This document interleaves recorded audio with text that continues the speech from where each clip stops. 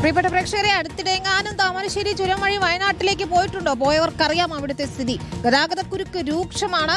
ദിവസവും യാത്രക്കാർ കുടുങ്ങിക്കിടക്കുന്നത് മണിക്കൂറുകളോളമാണ്. 6, 7, 8 വളവുകളിലെ നവീകരണ പ്രവൃത്തികൾ ഇഴഞ്ഞു നീങ്ങുന്നതും പ്രതിസന്ധി രൂക്ഷമാക്കുകയാണ്. നിർമ്മാണ പ്രവർത്തനങ്ങൾക്കായി അനുവദിച്ച 1.5 വർഷത്തിൽ 6 മാസം ഇതിനോടകം തന്നെ കഴിഞ്ഞു. ആവശ്യത്തിന് തൊഴിലാളികൾ ഇല്ലാത്തതാണ് നവീകരണ പ്രവർത്തനങ്ങൾ വൈകാൻ കാരണമെന്നാണ് ആക്ഷേപം.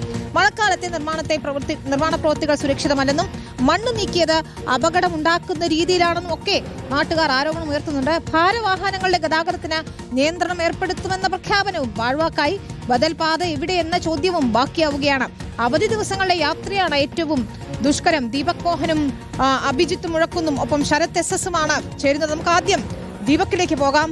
ദീപക്, അവധി ദിവസമായാൽ സ്വാഭാവികമായും വയനാട്ടിലേക്ക് എത്തുന്ന അവിടുത്തുകാരുണ്ടാകും, ഒപ്പം യാത്രക്കാരുണ്ടാകും, വിനോദസഞ്ചാരികളുണ്ടാകും. ഏതായാലും അഴിയാക്കുരുക്കായി അവിടുത്തെ തിരക്ക് മാറുകയാണ്. എന്താണ് നിലവിലെ ഒരു സാഹചര്യം?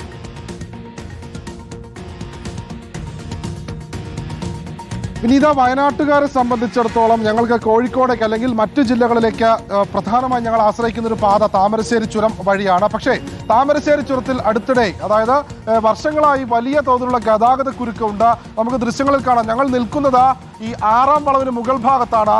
ഈ നിൽക്കുന്ന ഞങ്ങളവിടെ എത്തി ഏകദേശം 1 മണിക്കൂറോളമായി. ഇതിനിടയിൽ തന്നെ 5ഓളം ആംബുലൻസുകൾ ഇതിലെ കടന്നുപോയി. അതുതന്നെ ആംബുലൻസുകൾ പലയിടങ്ങളിലും വാഹനങ്ങൾ നിമിഷങ്ങളോളം മണിക്കൂറുകളോളം ഒക്കെ കുടുങ്ങിക്കിടന്നാണ് ഈ വഴിയിലൂടെ കടന്നു പോകുന്നു എന്നുള്ളതാണ് ഏറ്റവും വലിയ പ്രധാനപ്പെട്ട കാര്യം. റോഡ് നവീകരണത്തിന്റെ ഭാഗമായാണ് 6, 7, 8 വളവുകളിൽ നിർമ്മാണ പ്രവൃത്തി ആരംഭിച്ചത്. പക്ഷെ മഴയ്ക്ക് മുൻപേ ആ നിർമ്മാണ പ്രവൃത്തി പൂർത്തീകരിച്ച് ആളുകൾക്ക് എളുപ്പത്തിൽ ചുരം വഴി താഴേക്ക് ഇറങ്ങുവാനുള്ള, അല്ലെങ്കിൽ ചുരം വഴി വയനാട്ടിലേക്ക് എളുപ്പത്തിൽ എത്തുവാനുള്ളൊരു സൗകര്യം ഏർപ്പെടുത്തി കൊടുക്കേണ്ട അധികൃതർ അത് പാടെ അവഗണിച്ചു എന്നാണ് ഇവിടെ നിന്ന് നമുക്ക് മനസ്സിലാകുന്നത്. നമുക്ക് ദൃശ്യങ്ങളിൽ കാണാം, നിരവധി വാഹനങ്ങൾ ഈ വഴിയിൽ നിർത്തിയിട്ടിരിക്കുന്നു. മഴക്കാലത്തിന് മുൻപ് തന്നെ പണി പൂർത്തിയാക്കേണ്ടതാണ്. ആ പണി പൂർത്തിയാകാത്തത് കൊണ്ടാണ് മിക്കയിടങ്ങളിലും വലിയ ഗതാഗത കുരുക്ക് ഉള്ളത്. നമുക്ക് ഈ വാഹനങ്ങളിലൊക്കെ ആളുകൾ കുടുങ്ങിക്കിടക്കുന്നുണ്ട്. ചരക്ക് വാഹനങ്ങളടക്കം ഈ മേഖലകളിൽ കുടുങ്ങിക്കിടക്കുന്നുണ്ട്. മൾട്ടി ആക്സിൽ വാഹനങ്ങൾക്ക് ചുരത്തിൽ നിയന്ത്രണങ്ങൾ ഉണ്ടെങ്കിൽ പോലും 9 വളവുകളിലായി 16 കിലോമീറ്ററുള്ള ഈ ചുരത്തിൽ മിക്ക സമയങ്ങളിലും ഗതാഗത കുരുക്ക് രൂക്ഷമാണ്. പല സമയങ്ങളിലും ഞങ്ങളൊക്കെ ഈ വഴിയിലേക്ക് വരുന്ന സമയത്ത് ഏറ്റവും ആദ്യം ഗൂഗിൾ മാപ്പ് നോക്കുമ്പോൾ ഈ ഹെയർപിൻ ബെൻഡുകളെല്ലാം തന്നെ വാഹനങ്ങൾ കുടുങ്ങിക്കിടക്കുന്ന റെഡ് മാർക്ക് കാണാം. ആ സമയം മറ്റു ചുരങ്ങളെ ആശ്രയിക്കാറാണ് പതിവ്. വയനാട്ടുകാരെ സംബന്ധിച്ചിടത്തോളം ഈ ആരോഗ്യ മേഖല എന്ന് പറയുന്നത്, പ്രത്യേകിച്ച് മാനന്തവാടി മെഡിക്കൽ കോളേജിൽ നിന്നൊക്കെ മിക്ക സമയങ്ങളിലും കോഴിക്കോട് മെഡിക്കൽ കോളേജിലേക്ക് ആളുകളെ റെഫർ ചെയ്യാറുണ്ട്. അത്യാഹിതങ്ങളും അപകടങ്ങളൊക്കെ സംഭവിക്കുമ്പോൾ ഇവിടെ നിന്ന് കോഴിക്കോട് മെഡിക്കൽ കോളേജിലേക്ക് കൊണ്ടുപോകുന്ന മിക്ക ആളുകളുടെയും ജീവൻ പൊലിയുന്നത് വയനാട് ചുരത്തിൽ വെച്ചാണ് എന്നുള്ളതാണ് ഏറ്റവും സങ്കടകരമായ കാര്യം. നിരവധി തവണ രാഷ്ട്രീയ പാർട്ടികൾ അടക്കമുള്ള ആളുകൾ, രാഷ്ട്രീയ പാർട്ടികളും ഒപ്പം നേതാക്കൾ അടക്കമുള്ള ആളുകൾ ഈ ചുരവുമായി ബന്ധപ്പെട്ട് ഉള്ള അഴിയാക്കുരുക്ക് ഒഴിവാക്കും എന്നൊക്കെ പറഞ്ഞു. നമുക്ക് ദൃശ്യങ്ങളിൽ കാണാം. ഇതിപ്പോൾ കോഴിക്കോടേക്ക് പോകുന്ന ഒരു ആംബുലൻസ് ആണ്, കോഴിക്കോട് മെഡിക്കൽ കോളേജിലേക്ക് പോകുന്ന ഒരു ആംബുലൻസ് ആണ്. അത് ഗതാഗത കുരുക്കിൽ കുടുങ്ങിക്കിടക്കുന്ന ഒരു സാഹചര്യമുണ്ട്. അതിന്റെ വലിയൊരു ഭീകരത മനസ്സിലാകുകയാണെങ്കിൽ ആ ആംബുലൻസിൽ അകത്തിരുന്നാലേ ഇത്തരത്തിൽ മനസ്സിലാക്കുകയുള്ളൂ. ഞാൻ അങ്ങനെ വാഹനത്തിനകത്തിരുന്ന് ചുരത്തിൽ കുടുങ്ങിപ്പോയ ഒരാളാണ്. അതുകൊണ്ടാണ് അത് കൃത്യമായി എടുത്തു പറയേണ്ട ഒരു സാഹചര്യം ഉണ്ടാകുന്നത്.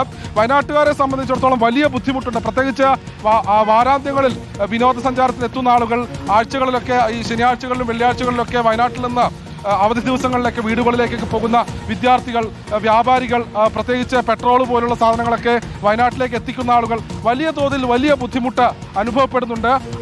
അത് നമുക്ക് ഏറ്റവും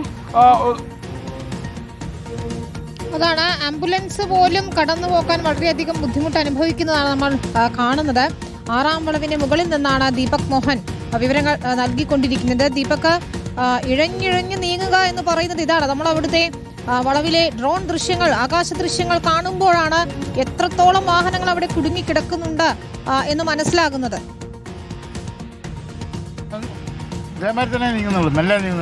വയനാട് വഴി പോകുന്നതാണോ? എപ്പോഴും ചുരത്തിൽ ബ്ലോക്ക് ഉണ്ടോ? ഇപ്പൊ കുറെ ദിവസത്തിനിടയ്ക്ക് നിന്നാണ് ഇപ്പോൾ ലോഡ് കൊണ്ടുപോയത്. ഇത് മെറ്റീരിയൽ, മറ്റേ സിമെന്റ്. ഈ സമയത്താ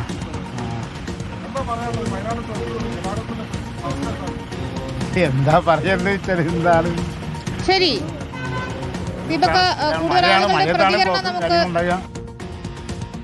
തേടാം. ഈ മഴ കൂടി ആയതോടെ ഒപ്പം അറ്റകുറ്റപ്പണികളും 6-ാം വളവിലെ അറ്റകുറ്റപ്പണികളും ഒക്കെ നടക്കുന്നത് കൊണ്ട് കൂടിയാണ് ഇത്രയധികം കുരുക്ക് അനുഭവപ്പെടുന്നത്. നോക്കൂ, ആകാശ ദൃശ്യങ്ങളാണ് പ്രേക്ഷകർ കാണുന്നത്.